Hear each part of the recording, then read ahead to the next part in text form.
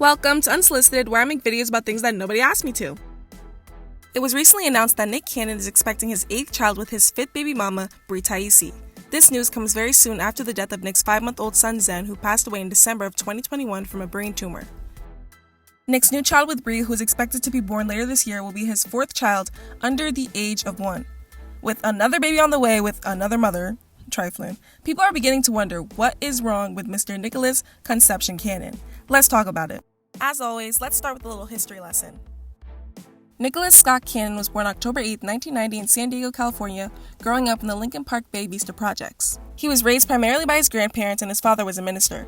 Nick's mother actually wanted to have an abortion because she was only 17 when she got pregnant, but she changed her mind last minute and thus we have Nick Cannon. Nick started doing stand-up comedy on his father's local evangelical cable access show when he was just 8 years old.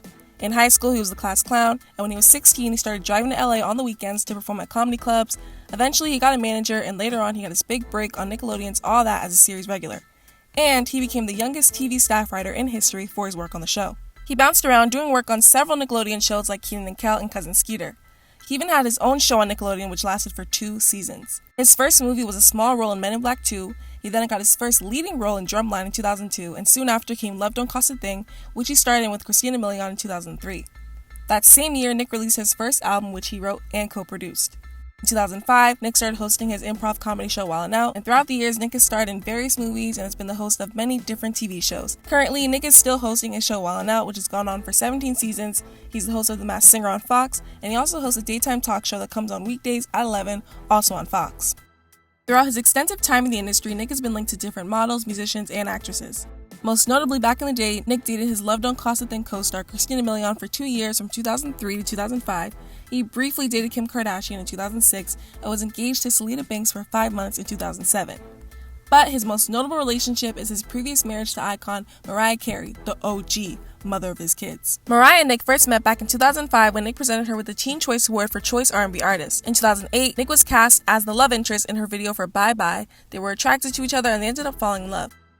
They got engaged really fast and got married in April 2008 at Mariah's home in the Bahamas just 6 weeks after they started dating, saying to People magazine that they felt that they were soulmates and neither of them had ever experienced a love like the one that they had before. Mariah got Mrs. Cannon tatted on her lower back and Nick had Mariah's name on his shoulder. Now you know that was the first red flag. Never get the tattoo, it's a curse. Every year that they were married, they renewed their vows, once in Paris, once at Disney, and even in the hospital when their twins were born on their anniversary. Which brings us to Nick's first kids, Monroe and Moroccan Cannon, who were born 3 years after Nick and Mariah got married. Mariah wrote in her book that eventually being parents took a toll on their marriage and they separated in 2014 and their marriage was final in 2016.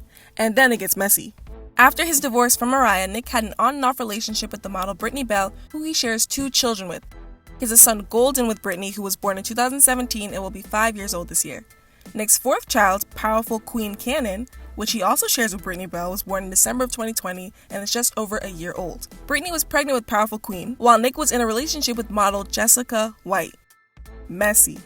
Next, Nick's 5th and 6th kids, keep up with me now, are another set of twins named Zion and Zillian, and their mother is DJ Abby De La Rosa. Zion and Zillian were born on June 14th, 2021, and just a week later, on June 23rd, 2021, Nick's 7th child Zen was born, and his mother is model Alyssa Scott. Unfortunately, Zen passed away in December of 2021 at only 5 months old after battling a brain tumor.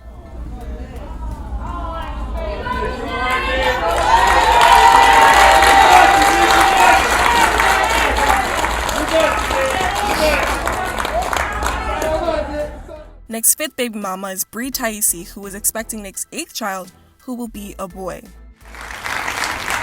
It's me and Bri, the next mother of our child. It's a boy. We found out officially yesterday. That sounds weird saying the next mother, because as everybody know, I have a lot of children, and I love them all dearly, sincerely, and every single one of my children are just as special as the other. I try. It's never a competition. It's never. This announcement led to an outburst of opinions about Nick, and some people are outraged at the fact that Nick has created 5 different single-parent families. People were also throwing shots at Nick for having the audacity to mention his late son Zen while announcing his new baby, which led to this apology from Nick. I wish to always protect and respect the privacy of the mothers of all my children. You know what I mean? I just really want to be sincere, and whether that's someone who's new or someone who's had my child, I have such a great relationship and great admiration for everyone in my life. Felt like I was probably making some comparatives or probably discussing when talking about the passing of my son Zen, and then also talking about the new child that I'm expecting. And I didn't have to do that. I didn't need to do that because those are two completely separate moments in my life and in life. And they both deserve the respect. I know it seems awkward because, you know, people trying to do the timing and all, none of that matters. You know, we lost a child, and it was a sincere and still is a sincere and real situation.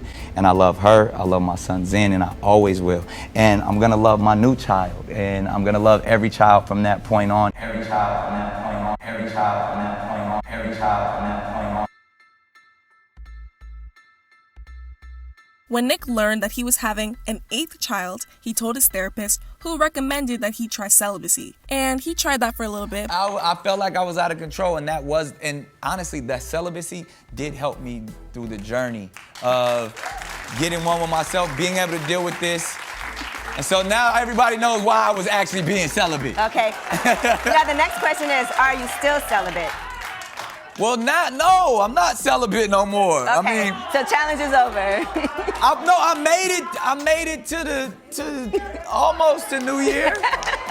As you heard, Nick is no longer celibate, and it doesn't seem like he has any plans to stop having children. I'm having these kids on purpose. Okay, so if you having them on purpose, then what I'm saying. Accident. Okay, so if you having these kids on purpose, then it's nothing I can tell you about your life, because I don't want nobody telling me. So just be the best you. Talk your what is it? Some advice for me? She told me have fun, but wrap it up.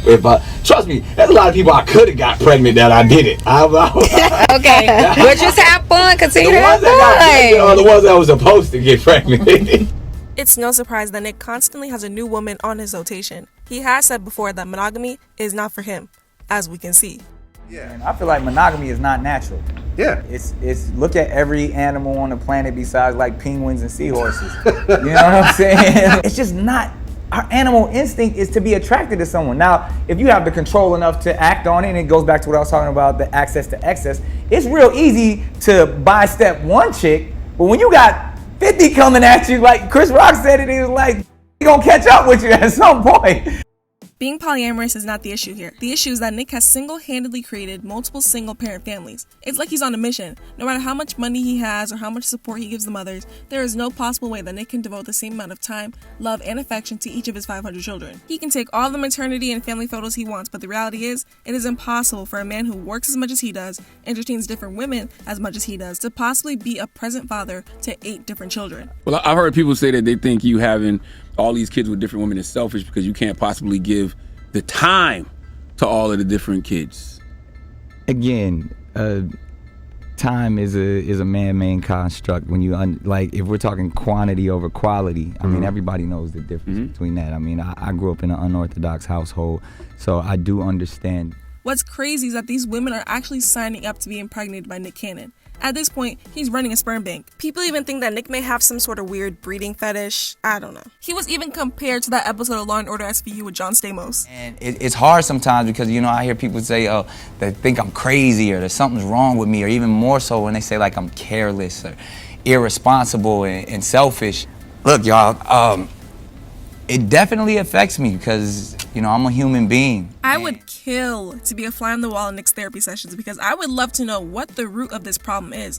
No matter how you spin it, this situation is not normal, and Nick needs to slow down. Moral of the story, hide your kids, hide your wives. Nick Conception Cannon is on the loose. Be safe, y'all. That's it. That's the video. Make sure you like, comment, share, subscribe, all the things that YouTubers be telling people what to do, and I'll see you next time. Bye!